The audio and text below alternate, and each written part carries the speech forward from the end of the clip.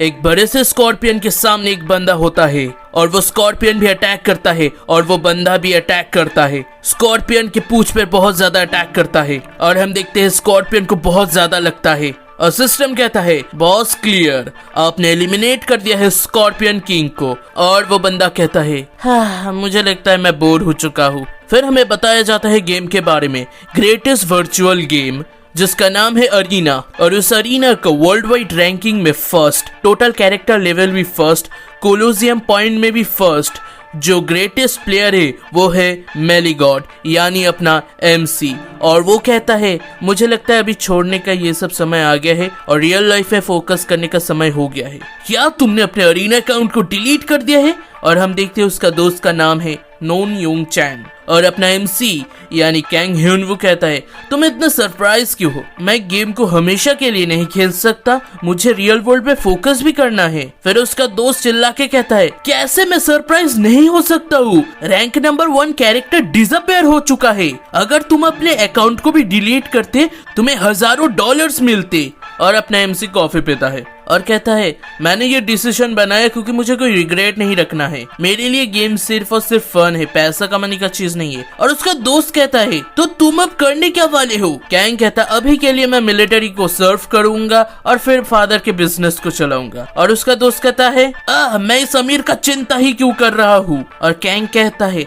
ऐसा ही मैंने सोचा था, किसी ने किसी समय कहा था लाइफ बहुत अनप्रेडिक्टेबल होता है। फिर हम देखते 2 साल बाद का समय, एक नशीला बुढ़ा कहता है मुझे वो लाल वाला दो, वो लाल वाला। और कैंग कहता है ये वाला? और वो बुढ़ा कहता है नहीं नहीं ये नहीं, क्या तुम बुद्धू हो? और कैंग सोचता है ये नशेड़ी बुढ़ा पूरा गॉब्लिन की तरह दिखता है और कहता है इन दोनों में से आप कौन सा लोगे? और वो बुढ़ा कहता है वो वाला। फिर हम देखते कैंग उसे एकदम गॉब्लिन की तरह ही देख रहा है और वो गॉब्लिन यानी बुढ़ा कहता है मैंने कहा ना वो लाल वाला। फिर कैंग कहता है मैं भी पार्ट टाइम जॉब कर रहा हूँ एक कन्वीनियंस स्टोर पे जहाँ पर मुझे $9 1 घंटे में मिलता है। किसने सोचा था मैं इतने बड़े कंपनी का सक्सेसर इतने नीचे गिर जाऊंगा। मेरे मिलिट्री से वापस आने के बाद मैं सुनता हूँ हमारा कंपनी बैंकरप्ट हो चुका है। मेरे फादर फैमिली का पिलर अभी हॉस्पिटल में है और हमारा फैमिली करोड़ों के कर्जे में है। मेरे फैमिली को सपोर्ट करने के लिए मैं ही था। मेरा मेन खाने का सामान होता कन्वीनियंस स्टोर का एक्सपायर खाना। मुझे बहुत सारे पैसे बचाने पड़ेंगे मेरे फादर के हॉस्पिटल के बिल्स और जीवन चलाने के लिए। और कैंग सोचता है कितने दिनों तक मैं ऐसे चला सकता हूँ अपने लाइफ को। और मोबाइल में देखता है उसका दोस्त मैसेज किया होता है हे ह्यून वू मुझे रिप्लाई करो, मैंने सुना तुम थोड़े बुरे हालत में हो। अरे फ्रेंड्स होते किस लिए है? इस सिचुएशन में हम ही तो हेल्प करेंगे। और कैंग कहता है योंग चैन वो अभी तक गिव अप नहीं किया और कहता है मैं उसके लिए बहुत ज्यादा थैंकफुल हूँ। और सोचता है मैं ही तो दोस्तों से गायब हो गया था बैंकरप्ट के बाद, मैं अपने आप को उन लोगों से कांटेक्ट नहीं कर पाता, मुझे बहुत ज्यादा पैथेटिक फील होता। और उसका दोस्त मैसेज करता है फिर से सिर्फ तुम मैसेज को पढ़ोगे ही? मैंने तुम्हें मैसेज किया क्योंकि किसी ने कहा कि तुम एक कन्वीनियंस स्टोर में काम कर रहे हो, क्या हो अगर फिर से तुम एरिना में वापस आओ? और कैंग सोचता है हाँ। फिर उसका दोस्त और कहता है अभी एरिना बहुत ज्यादा प्रॉफिटेबल है, अगर तुम स्ट्रीम करो एक रैंकर होके या फिर एक प्रो प्लेयर बन जाओ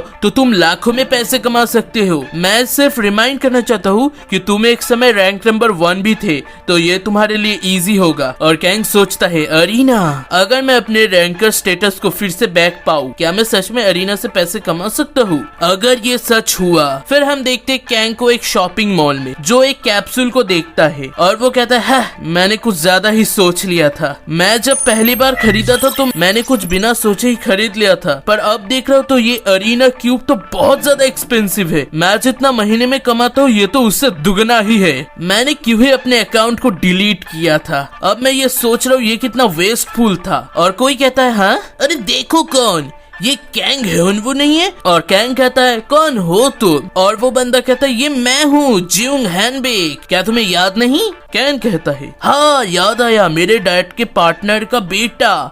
मुझे लगता है इतने बड़े कंपनी के मालिक के बेटे को मुझे याद रखना इम्पोर्टेंट नहीं होगा। और कैंग भी कहता है क्या?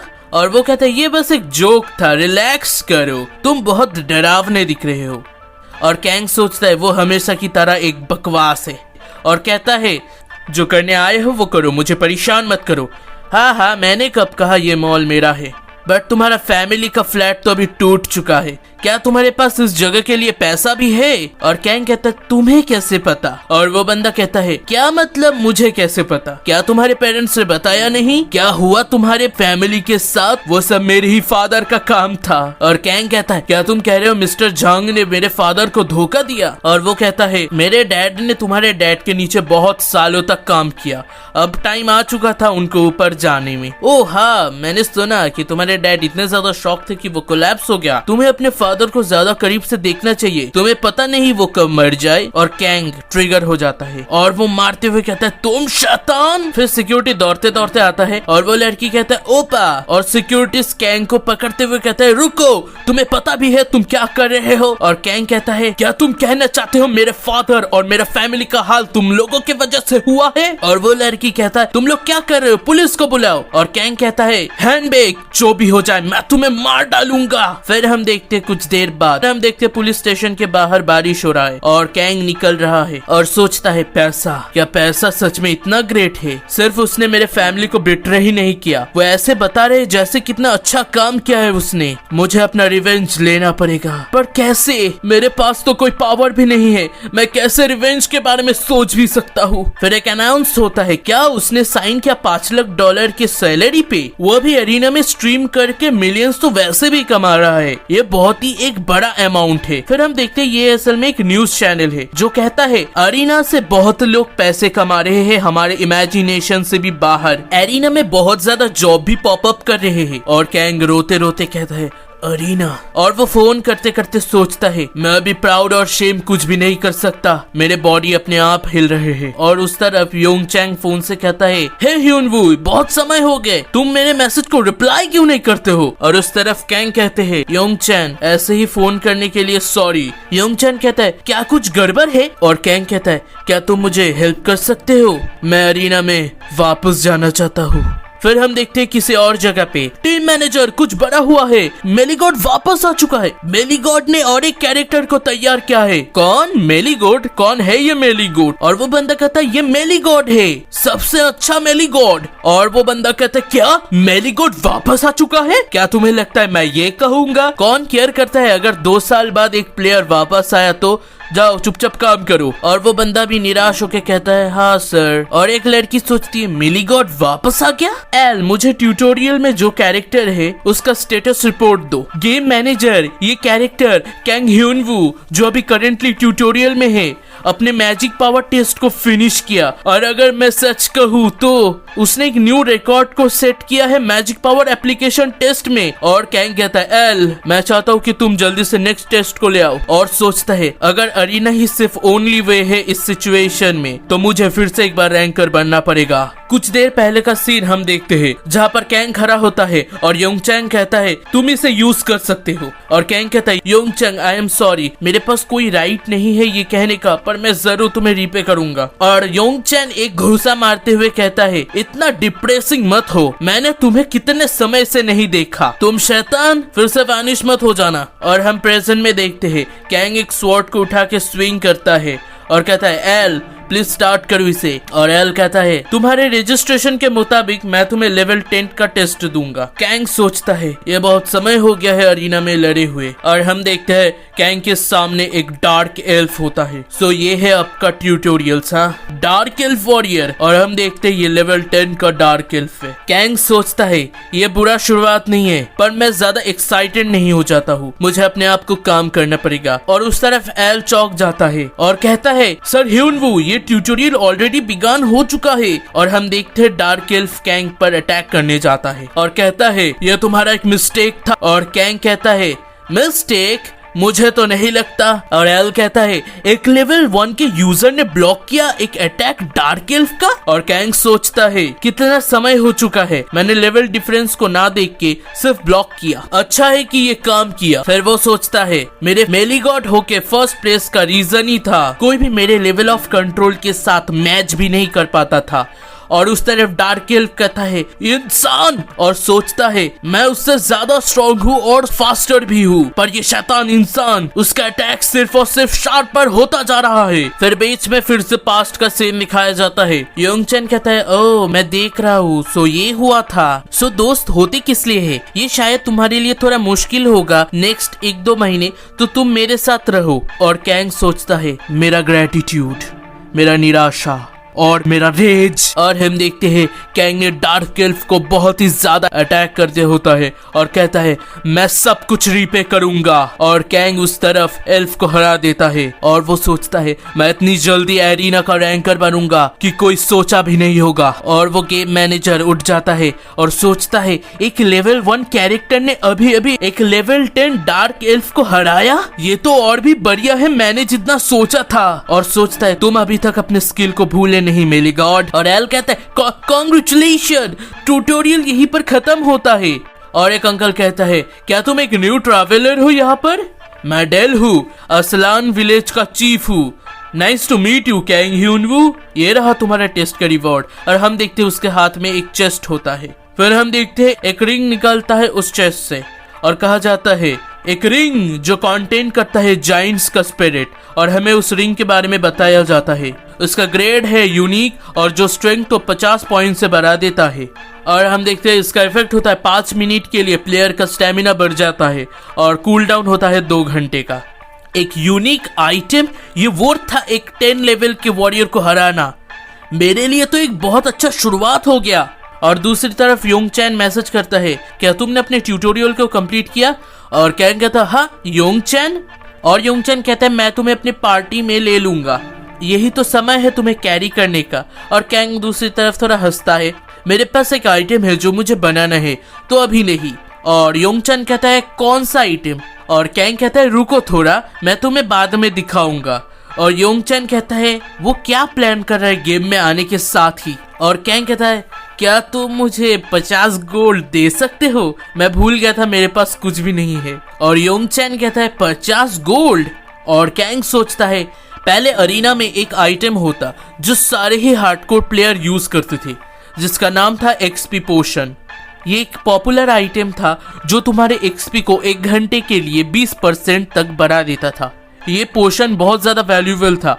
एक्सपी पोशन का एक का वैल्यू था 3000 गोल्ड, पर इसका जो सप्लायर था वो डिसअपीयर हो गया और ये पोशन को लोगों ने भुला दिया। और ये कहानी चलता रहा क्योंकि मैं ही था ये सप्लायर, मतलब असल में कैंग था वो सप्लायर। और वो कहता है और मैं अभी तक अकेला हूँ जो इस पोशन का रेसिपी जानता है, सो अगर मैं इसे ऑक्शन में बेचूं मैं बहुत सारे गोल्ड कमा सकता हूँ। पर जो फाइनल इंग्रेडिएंट है वो ड्रॉप ही नहीं होता, इसका कोई भी हेल्प नहीं हो सकता। क्या मैं एक डंजन में जाऊं? फिर हम देखते हैं कैंग गुस्सा होता है और एक बंदा कहता है तुम एंटर नहीं हो सकते। और वो बंदा कहता है ये डंजन हमारा है, ब्लैक स्कल गिल्ड का, ये कोई न्यूबी की जगह नहीं है। फिर कैंग सोचता है यही सिर्फ एक ऐसा डंजन है जहाँ पर मैं वो फाइनल इंग्रेडिएंट पा सकता हूँ। कौन हो तुम?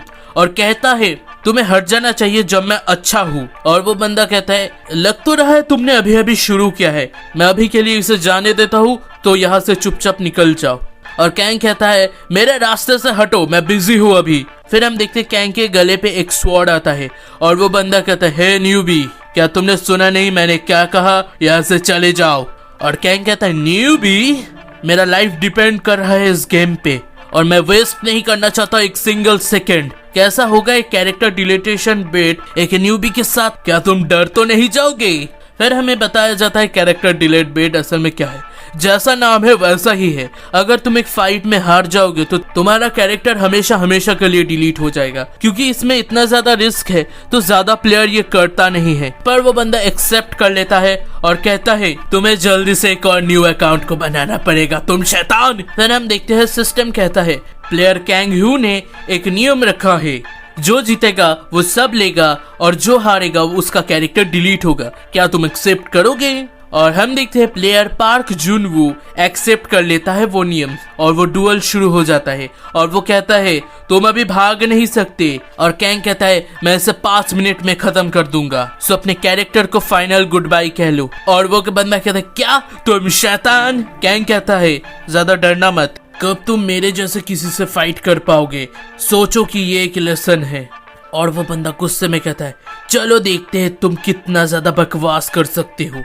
कैंग अटैक करने जाता है, फिर एक अटैक करता है और वो बंदा है कहाँ पर मार रहे हो, और कहता है तुम मेरे स्पीड को फॉलो भी नहीं कर सकते। और हम देखते हैं उसके अटैक को कैंग ने रोक लिया होता है अपने स्वॉर्ड से। और वो बंदा सोचता है उसने ब्लॉक किया, ये नहीं हो सकता, मैं डेफिनेटली उससे ज्यादा हाई लेवल का हूँ, तो कैसे, क्या उसके पास कोई यूनिक आइटम है और वैसा ही कुछ। और हम देखते हैं कैंग उसके अटैक को डिफ्लेक्ट करता ही जाता है और वो और सोचता है और अगर मैं अब सोचूं वो कुछ ज्यादा ही रिलैक्स लग रहा है, एक न्यूबी इतना रिलैक्स नहीं होता, क्या ये हो सकता है वो एक प्लेयर किलर है जो न्यूबी की तरह डिस्गाइज्ड है। और कैंग सोचता है कितना सिंपल अटैक, क्या वो नर्वस होना शुरू हो गया, और भी सोचता है ये तो पूरे होल से भरा हुआ है। और हम देखते कैंग उसके पैर पे अटैक करता है और वो कहता है तुम चूहे। और कैंग सोचता है नो वे, क्या उसने सेंस ऑफ पेन सेटिंग को बंद करके रखा है, इसका मतलब ये बहुत इजी होगा। फिर हम देखते हैं